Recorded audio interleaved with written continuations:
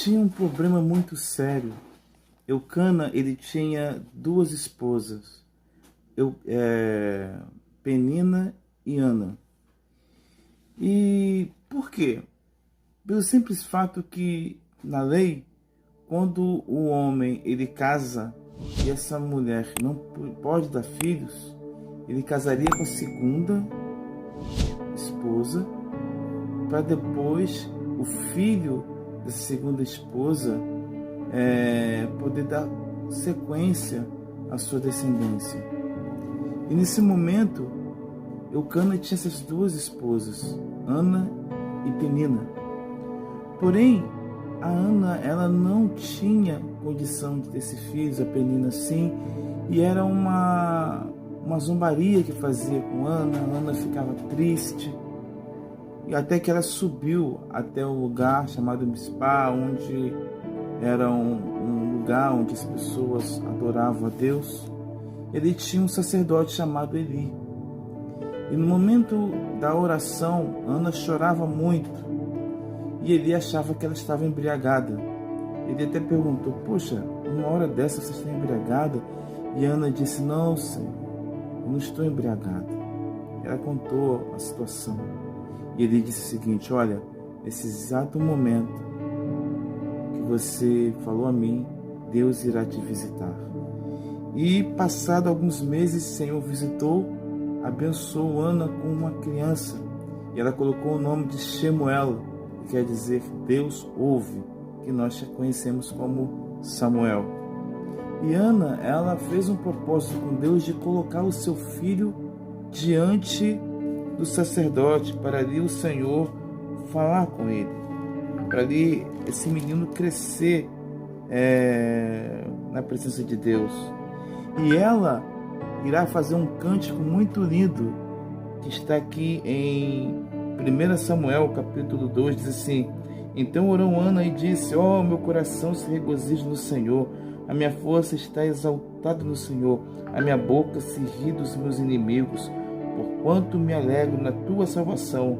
Não há santo como o Senhor, porque não há outro além de ti, e rocha não há nenhuma como o nosso Deus. Então, Ana, ela coloca o seu filho diante do sacerdote, e ali Samuel começa a crescer. E ali no capítulo 3, Samuel, ele estava diante de Eli. As escrituras vai nos informar que a palavra do Senhor é muito rara. Deus já não estava falando com frequência. Até que numa determinada noite, Deus chama por Samuel. Uma vez, duas vezes, três vezes, até que pelo conselho de Eli, Samuel diz: eis-me aqui, Senhor, fala que o teu servo ouve. E de lá em diante, o Senhor começou a trabalhar com a vida de Samuel. Samuel, ele passou a ser não só aquele que transmitia a palavra, mas também aquele que julgava o povo. Ele foi conhecido como juiz. E ali Samuel, ele tinha diante dos homens, ele era um grande instrumento de Deus. Samuel, ele vai ser responsável por ungir 2 reis, sendo que um foi pela vontade do povo e o outro foi da vontade de Deus. E nesse momento, Samuel, ele é uma pessoa muito próxima. Ele era a boca do Senhor diante do povo. Ele, quando ungiu Saul, ele se sentiu assim um pouco incomodado, porque na verdade o Espírito de Deus fazia ele ficar incomodado, porque Deus estava agindo pelo povo, estava julgando o povo, estava ensinando o povo por intermédio de Samuel. Porém o povo não queria mais que Samuel fosse um representante deles. Então o Senhor falou para Samuel não ficar triste, porque não estava rejeitando ele, mas estava rejeitando o próprio Senhor. E a vida de Samuel foi momentos bons e momentos difíceis. Os seus filhos seguiram a mesma linha dos filhos de Eli, foram um pouco rebeldes, eles não tiveram uma mesma visão, o mesmo coração dobre como Samuel tinha.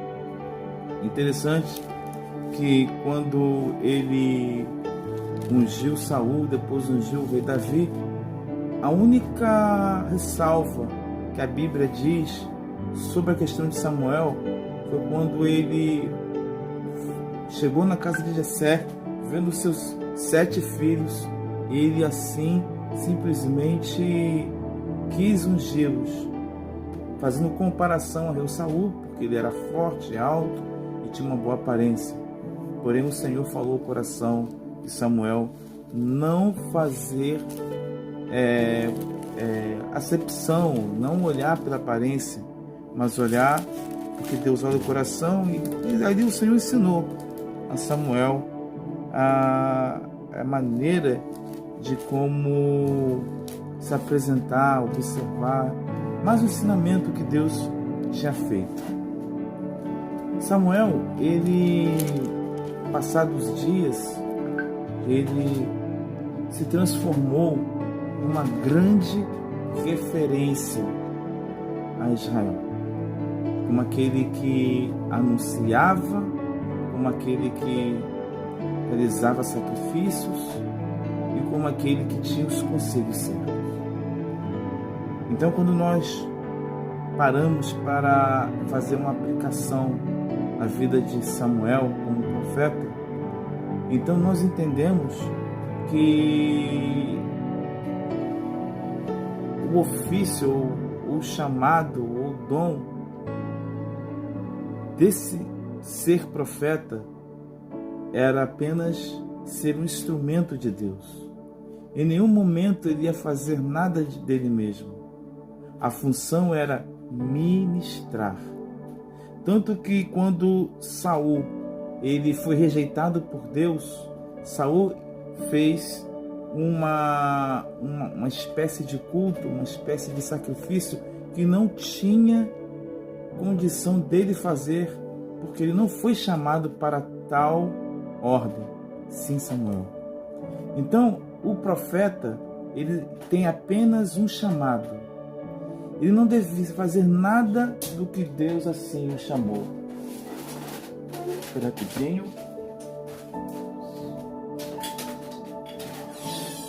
Por isso, nós entendemos que quando temos um chamado e quando nós somos voltados para Deus, nós temos que fazer aquilo que Deus nos manda.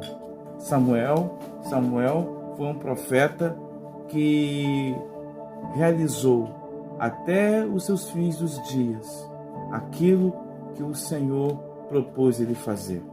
Ele foi juiz, ele foi sacerdote, ele foi profeta, um homem a qual agradou o Senhor. Eu termino esse vídeo dizendo o seguinte: Deus, ele quer que você seja como Samuel, um bom instrumento em suas mãos, que você não venha fazer nada de si mesmo, que você sempre mantenha a palavra de Deus no seu coração e todas as vezes que ele te chamar, você diga: eis-me aqui, fala que o teu servo ouve. Amém? Que Deus abençoe. No próximo estudo, um próximo personagem, um próximo profeta, nós estaremos assim dizendo para vocês.